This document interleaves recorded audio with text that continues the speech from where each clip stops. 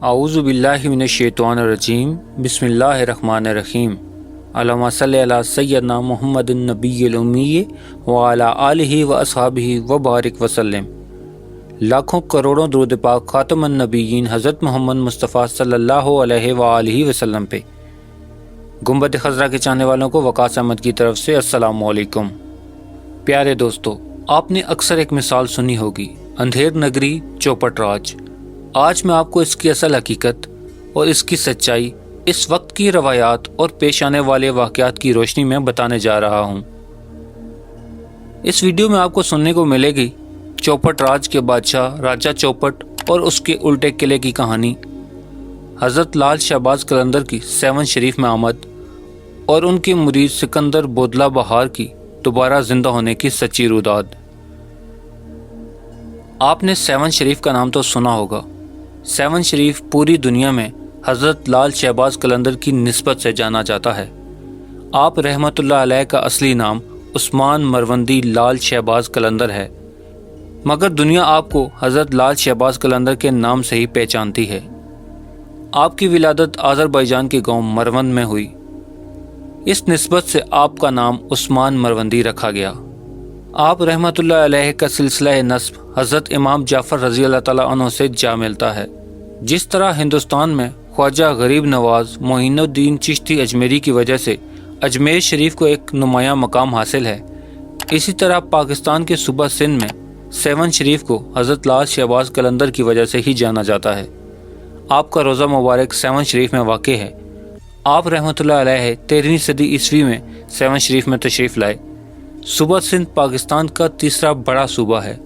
7 شریف سندھ کے شہر حیدرآباد سے ضلع جام شورو کی طرف سفر کرتے ہوئے 130 کلومیٹر کے فاصلے پہ دریا سندھ کے کنارے پہ آباد ہے۔ یہ جگہ عام طور پہ حضرت لال شہباز قلندر کے نام اور دربار سے ہی جانی جاتی ہے۔ باب الاسلام سندھ میں ہزاروں بزرگان دین، اولیاء اللہ اور صوفیاء کرام کا سلسلہ رشد و ہدایت اور فیوز و برکات جاری رہا ہے۔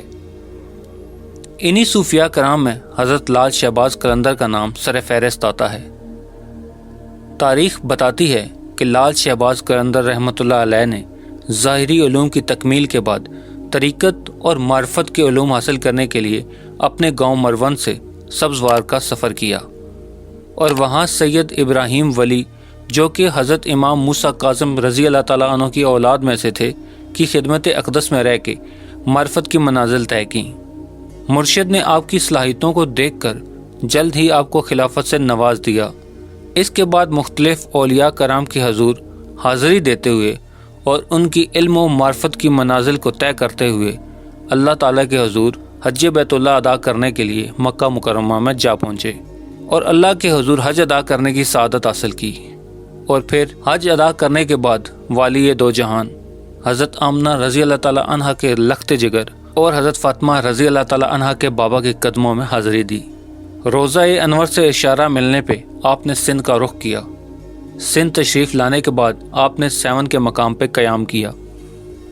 حضرت لال شہباز قلندر کے 7 تشریف لانے سے پہلے 7 شریف کا نام سیوستان ہوا کرتا تھا۔ اس وقت ایک انتہائی ظالم ہندو بادشاہ راجہ چوپٹ کی حکومت تھی۔ لا قانونیت کا دور دورہ تھا۔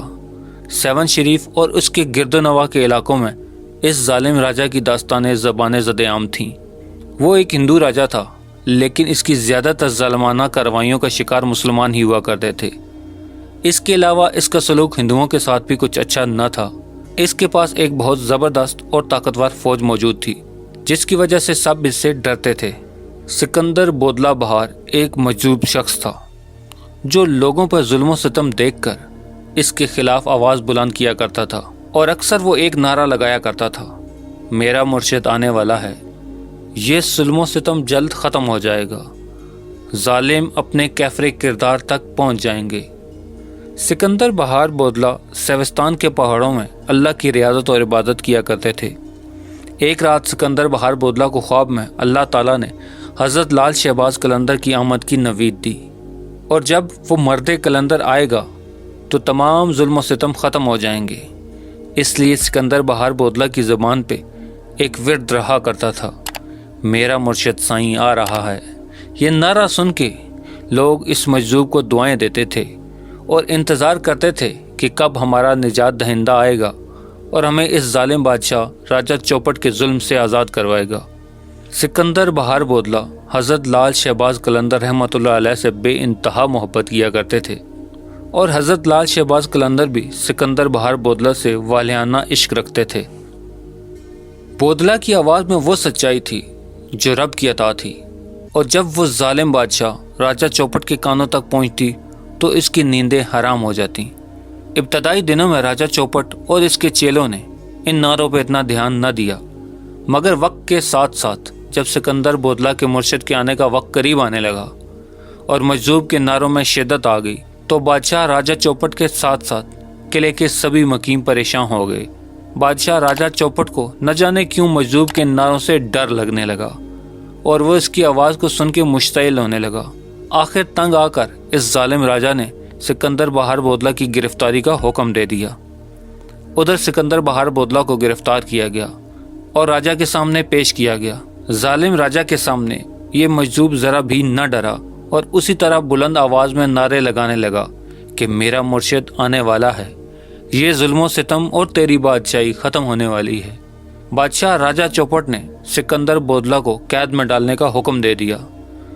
بودلہ کو قید میں ڈال دیا گیا، طرح طرح کی اذیتیں پہنچائیں گی، ضربیں لگائیں گی، تکلیفیں دی گئیں اور بے انتہا ظلم و ستم کیے گئے، مگر پھر بھی بودلہ کی زبان سے وہی الفاظ نکلتے تھے، میرا مرشد سائیں آنے والا ہے، یہ ظالم اور ظلم ختم ہونے والا ہے۔ روزانہ ان پہ تعزیانوں کی بارش کی جاتی تھی، لیکن اس سب کے باوجود بھی آپ کا نعرہ کبھی نہ رکا اور نہ ہی آپ کا ایمان کبھی ڈگمگایا۔ جب حضرت لال شہباز قلندر 7 تشریف لائے تو ایک رات آپ رحمۃ اللہ علیہ نے عشاء کی نماز کے بعد چوپٹ راج بادشاہ کے قلعے کی طرف منہ کر کے آواز لگائی، بودلہ اب تم میرے پاس چلے آؤ۔ باقی لوگ جو آپ کے ساتھ آئے تھے حیران تھے کہ مرشد کس کو پکار رہے ہیں، جبکہ سامنے یا اطراف میں تو کوئی شخص موجود نہ تھا۔ ادھر سکندر بہار بودلہ جو قلعے کے اندر قید میں تھے اور زنجیروں سے جکڑے ہوئے تھے اور کتنے عرصے سے دردناک سزائیں برداشت کر رہے تھے، اچانک کیا دیکھتے ہیں کہ ان کا جسم زنجیروں سے آزاد ہو گیا ہے۔ بودلہ ابھی اسی حیرانی میں تھے کہ یہ زنجیریں کیسے خود بخود کھل رہی ہیں، تو اتنے میں کیا دیکھتے ہیں کہ قید خانے کا دروازہ بھی کھل گیا اور وہاں بھی کوئی شخص موجود نہ تھا۔ بودلہ کو اپنے مرشد کی آواز سنائی دی، بودلہ تم میرے پاس چلے آؤ۔ بودلہ سمجھ گئے کہ ان کے مرشد آ چکے ہیں اور یہ سب ان کی مدد ہی ہے۔ انہوں نے بے اختیار نعرہ لگایا، میرا مرشد آ گیا۔ بودلہ اٹھے اور جا کے اپنے مرشد کے قدموں میں حاضری دی۔ مرشد نے باقی سب لوگوں کو بتایا کہ یہ تمہارا بھائی بودلہ ہے، اسے حاکم سیوستان نے ناحق قید میں رکھا تھا اور اس پہ ظلم و ستم کیے ہیں، انشاءاللہ وہ بہت جلد اپنے عبرتناک انجام کو پہنچے گا۔ بادشاہ راجہ چوپٹ کو جب پتہ چلا کہ بودلہ کڑے پیرے میں سے بھی نکل گیا ہے تو وہ بہت غضبناک ہوا، اور دوسری طرف وہ حضرت لال شہباز قلندر رحمۃ اللہ علیہ کی اس کرامت پہ بہت پریشان بھی ہوا۔ اس نے اسی وقت اپنی سلطنت کے جادوگروں اور نجومیوں کو حاضر کیا اور انہیں حضرت لال شہباز قلندر رحمۃ اللہ علیہ کے ساتھ مقابلہ کرنے کا کہا، لیکن ان سب نے حضرت لال شہباز قلندر رحمۃ اللہ علیہ کے ساتھ مقابلہ کرنے سے پہلے ہی اپنی ہار تسلیم کر لی۔ بادشاہ کے اصرار پہ پھر انہوں نے کہا کہ ہاں، اگر حضرت لال شہباز قلندر رحمۃ اللہ علیہ کے شکم میں حرام گوشت پہنچ جائے تو ان کی ساری روحانی طاقت زائل ہو جائے گی اور پھر ہمارا جادو ان پہ حاوی ہو جائے گا۔ راجہ نے ایک دن کسی حرام جانور کا گوشت پکایا اور پھر اسی دسترخوان میں سجا کے حضرت لال شہباز قلندر رحمۃ اللہ علیہ کی خدمت میں تحفے کے طور پہ بھیج دیا۔ جب وہ کھانا حضرت لال شہباز قلندر رحمۃ اللہ علیہ کے سامنے لایا گیا تو اس کھانے کو دیکھ کے آپ کا رنگ متغیر ہو گیا۔ آپ نے غصے سے وہ دسترخوان الٹا کر دیا۔ مرشد کے اس عمل سے خادموں پہ لرزہ طاری ہو گیا۔ پھر دوسرے ہی لمحے 7 شریف میں زلزلہ آ گیا، زمین کانپ اٹھی اور کافی دیر کانپتی رہی۔ اس کے بعد وہ اپنی جگہ پہ ٹھہر گئی۔ ادھر دسترخوان حضرت لال شہباز قلندر رحمۃ اللہ علیہ کے سامنے الٹا پڑا تھا اور ادھر بادشاہ راجہ چوپٹ کا سارا قلعہ الٹا ہو چکا تھا۔ طاقت اور اقتدار کا سارا کھیل ختم ہو گیا۔ ایک روایت جو زیادہ لوگوں کی زبان پہ ہے وہ یہ بھی ہے کہ ایک مجذوب جس کا نام سکندر بہار بودلہ تھا، وہ حضرت لال شہباز قلندر کا دیوانہ تھا اور اسے ساری دنیا میں اور ان کی سب چیزوں سے بڑھ کے حضرت لال شہباز قلندر رحمۃ اللہ علیہ سے زیادہ محبت تھی۔ وہ ہر وقت بادشاہ راجہ چوپٹ کے خلاف یہ نعرے لگاتا پھرتا تھا کہ میرا مرشد آنے والا ہے اور ظالم بادشاہ راجہ چوپٹ اور اس کا ظلم ختم ہونے والا ہے۔ بادشاہ راجہ چوپٹ نے مجذوب کو اپنے پاس بلایا اور اس سے پوچھا کہ کیا تم ہی میرے خلاف نعرے بلند کرتے پھرتے ہو؟ تو سکندر بہار بودلہ نے جواب دیا، ہاں میں ہی یہ کہتا ہوں کہ تم ظالم بادشاہ راجہ چوپٹ ہو اور میرا سائیں حضرت لال شہباز قلندر رحمۃ اللہ علیہ ہیں۔ اور یہ کہہ کے مجذوب دوبارہ دیوانہ وار نعرے لگانا شروع کر دیتا۔ بادشاہ راجہ چوپٹ نے مجذوب کو حضرت لال شہباز قلندر رحمۃ اللہ علیہ کے نعرے لگانے سے روکنا چاہا، مگر مجذوب کے نعروں میں مزید شدت آ گئی۔ راجہ غصے سے پاگل ہو گیا اور اس نے غصے میں آ کے حکم دیا کہ اس مجذوب کو ذبح کر کے اس کا گوشت پکایا جائے اور ان کا گوشت کھا لیا جائے۔